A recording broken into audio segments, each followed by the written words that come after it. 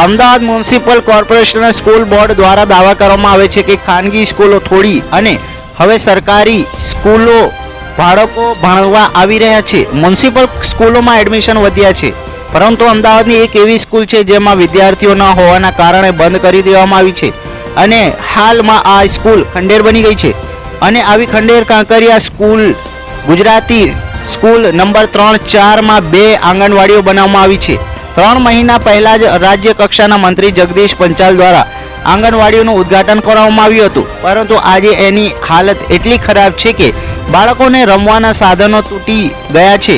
આંગણવાડીની બહાર વરસાદી પાણી ભરાયેલ છે, જેને કારણે મચ્છરોનો ઉપદ્રવ છે અને સૌથી મોટી સમસ્યા એ છે કે જ્યાં નાના બાળકો ભણે છે ત્યાં જ પાછળ આવેલા દારૂના અડ્ડાઓમાં દારૂડિયા દારૂ પી સ્કૂલમાં ઘૂસી જાય છે અને ત્યાં જ બેસે છે, જેથી બાળકોની સુરક્ષા સામે પણ સવાલો ઊભા થાય છે. આવા વાતાવરણમાં બાળકો કઈ રીતે ભણશે, એના પર અનેક સવાલો છે.